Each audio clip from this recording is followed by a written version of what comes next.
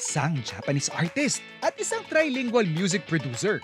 Together, they are the formidable force called Fuyu. And today, sila ang tinawag nating Resback para ipa-experience sa atin ang sumisikat na Japanese themed cafe and events place sa Antipolo. Wow. Wow, this is such a nice, cozy place, isn't it? Yes. Thank you. Romi-san, what's the concept of this whole place? Actually, the ATV, then event place, and then Restocafe. How long did it take you to collect all these collections, do you think? Almost 1 year. Eh? Yeah. Only 1 year? Only 1 year? Ito yung mga collections ng Hairomi, which is ito, mga glass case siya na may mga hinadals. Then may mga variant din tayo na hindi siya naka-glass case. One of my favorite kasi is Warriors eh. So if mapansin niyo siya, ang daming Warriors talaga. There's an instrument from Japan. Wow! This is koto, diba? Yeah, koto. And Wow! Yes, that's the original, because personally, my mother is a koto teacher. Wow! Next time, maybe, yes. She can play She can play here. here. Wow! But this one, how did you get? from auction. Wow! All of this is from auction, Japan auction. Here's my Warriors. Wow! Awesome. I call them my jowa. Wow! Yeah, my boyfriends. Kasi pogi. Yeah. Diba? Actually, kasi that kind of doll is really expensive in Yes. Japan. But here, Not Doro. really. very affordable. Wow, amazing. I have collections din ng mga authentic kimono. Wow. So you can wear it. It's cool. That's very cool. Diba? Yes. Finally, isa sa mga basic na luto ng itlog is boiled eggs. Again, sa mundo namin, sa restaurant at sa hotel, meron tayong tinatawag na standard. Ngayon, pag meron tayong gusto nating medyo malasado, our standard is at 4 minutes cooking time. And then pag medyo yung parang pang ramen eggs, yung itsura niya, that's actually 6 minutes cooking time. Ang nagkakaiba tayo or nagkakaroon ng confusion sometimes is kailan ba nilalagay yung itlog? The cooking time should start pag kumukulo na yung tubig. So yung ating ramen egg,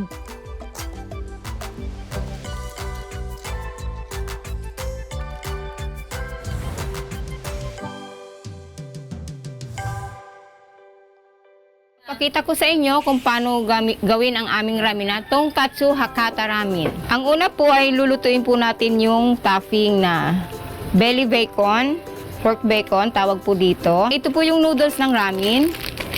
Lalagay po natin dyan sa kumukulong tubig. O sabang pong nilagay po natin siya, i-mix well po natin siya together para hindi po siya buo-buo. Ito po yung tonkatsu sauce. Pour po natin pagka kumulo na po siya. Mix po siya. Ito na po yung noodles niya. Lalagyan na po natin siya ng mga topping. Ito po yung mushroom. And then this is the pork belly. Ito po ay naruto. Naruto po to. At ito rin po ay nilalagay dito. An egg. Ito na po yung sauce niya. Ready to serve na po. Tonkatsu Hakata Ramen. I'd like to introduce the two beautiful young gentlemen here, Kazu-san and then Nishiko-san. And we'll be having ramen together. Yes. Tonkotsu ramen, And shoyu ramen, tantamen. Wow. Wow. Let's try tonkotsu. Tonkotsu. Hakata tonkotsu. Let's Kata try. tonkotsu. Okay. Itadakimasu. Itadakimasu.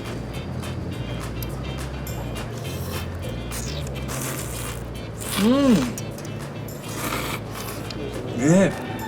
This is so yum.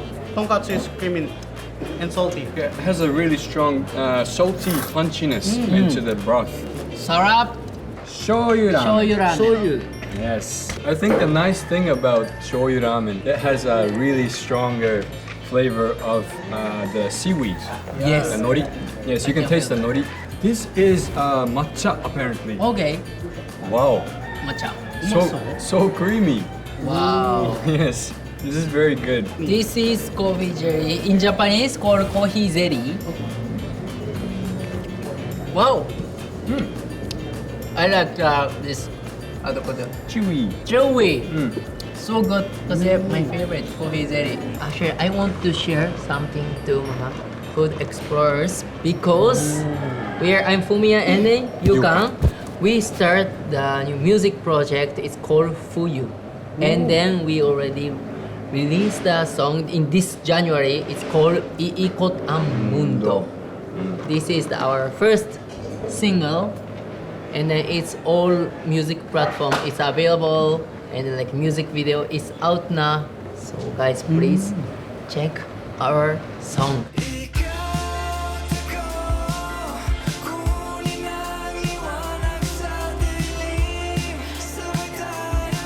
Ngayong alam na natin na totoo, kahit sa mang paraiso magtapat.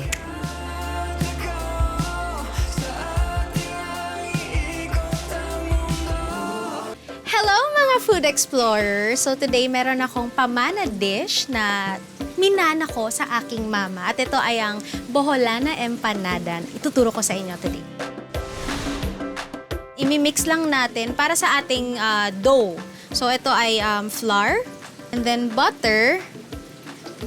Imimix lang natin hanggang mag-melt yung butter. Add na natin yung iba pa nating ingredients. Ating white sugar, konting salt, tapos yung ating baking powder. Tapos i-mix lang natin sila together. So ngayon, a-add na natin ang cold water. So cold water ang gagamitin natin para mas maganda yung texture niya.